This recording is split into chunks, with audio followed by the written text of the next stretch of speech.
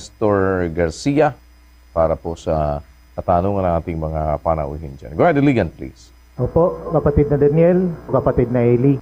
Ang magtatanong po dito ay isa pong kaanib sa Iglesia ni Cristo. Siya po ay 15 years old, si Miss Rosmin Angkap. Narito po siya. Magandang gabi po. Ito po yung tanong ko. Paano ko pa malalaman kung ang kinalalagyan kong relihiyon ay tama? Kung mali naman, ay paano ko malalaman kung nasaan ang tama? Maliligtas ba ako kung aalis ako sa mali?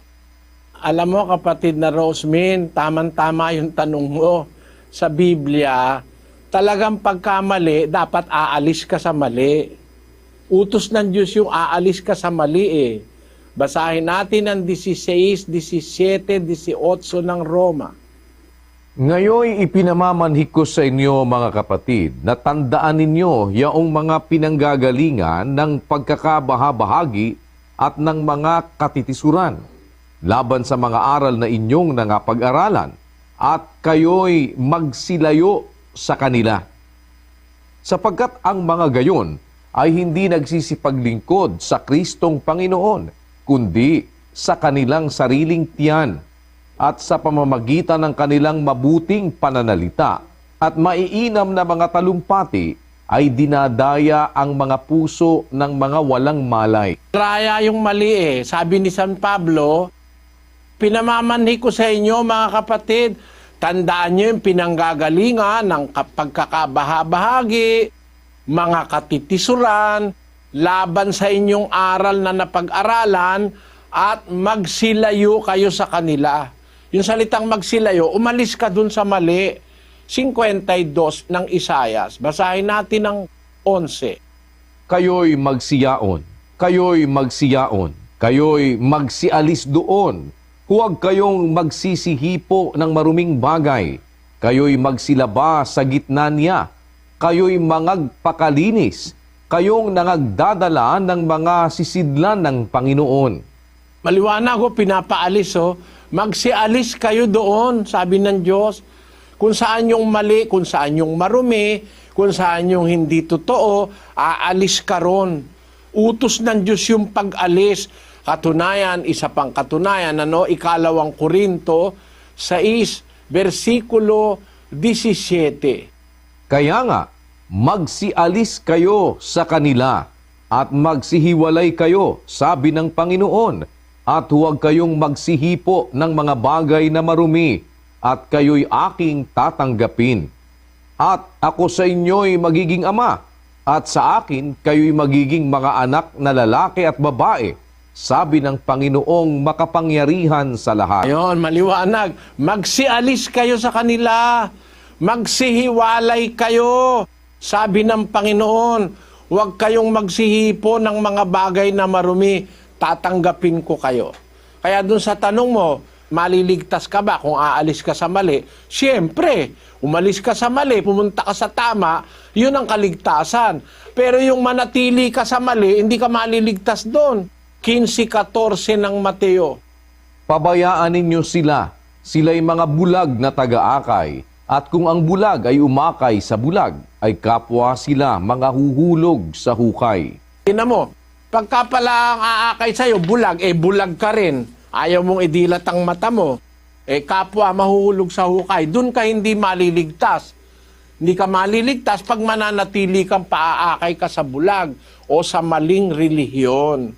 Ngayon, yung una niyang tanong, paano mo malalaman na ang kinalalagyan mong relihiyon ay tama? Ang Biblia, doon mo malalaman. Malalaman mo sa pamamagitan ng aral ng Biblia. Basahin natin ang 7:17 ng Juan. Kung ang sino mang tao ay nag-iibig gumawa ng kanyang kalooban, ay makikilala niya ang turo kung ito'y sa Diyos o kung ako'y nagsasalita na mula sa aking sarili. Malalaman mo ang turo, sabi, kung sa Diyos o kung nagsasalita lang mula sa sarili. Tingnan mo mga kapatid, papakita ko sa iyo, yung salitang lagak, na linggo-linggo naglalaga ka, bukod dun sa abuloy, meron ka panlagak. Wala sa Biblia yon. Wala naman sa Biblia yan lagak Imbento yan Ang sabi ni Kristo, makikilala mo ang turo kung sa Diyos o kung nagsasalita na mula sa sarili. Meron ba sa Biblia ang Santa Cena? Wala sa Biblia yon. Ang nasa Biblia, hapunan ng Panginoon. The Lord's Supper. At doon, walang abulo yan. No? Malalaman mo ngayon kung ang relihiyon mong kinalalagyan, totoo, kung ibabatay mo sa salita ng Diyos. Na ang aral ba sa inyo, tama o mali? Kung nasa Biblia, tama. Pero pag wala sa Biblia, mali. Huwag ka magagalit kasi nagtatanong ka, sumasagot ako ng tapat, ano?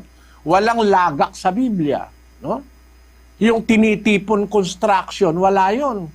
Wala yung mga aral na yon, kagaya nung Santa Cena, walang aral na gano'n na mag-aabulo yan sa Santa Cena. Ang hapunan ng Panginoon ay isang hapunang banal, no? Tawag sa Biblia, hapunan ng Panginoon. Pero walang abulo yan doon.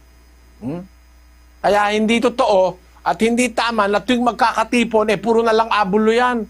Wala nang pagkakatipon na walang abulo yan. Ang abulo yan nung araw, ang sabi ng mga apostol, 16:1 hanggang 2 ng unang Korinto. Ngayon, tungkol sa ambagan sa mga banal, ay gawin din naman ninyong gaya ng iniutos ko sa mga iglesia ng Galacia.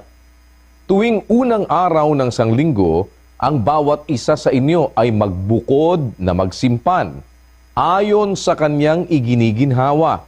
Ayun. Tuwing ang pag-aabulo yan nung araw, tuwing unang araw ng sanlinggo, alam mo naman yung ikapitong araw, Sabado. Ang unang araw ng sanlinggo, dahil 7 araw ang isang linggo, unang araw ng sanlinggo, yung susunod sa Sabado. Alin ba yung susunod sa Sabado? De linggo, ang tungkol ka sa ambagan sa mga banal, gawin ninyo gaya ng iniuutos ko sa mga iglesia ng Galacia tuwing unang araw ng sanlinggo. Tuwing linggo. Yon ang ibig kong ipakita sa iyo, kapatid. Kaya, malalaman mo naman kung nasa tama ka o nasa mali sa pamamagitan ng aral na itinuro sa iyo.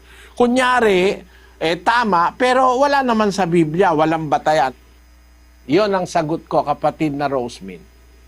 Amat sa Diyos, kasihang kanawa ng Panginoon.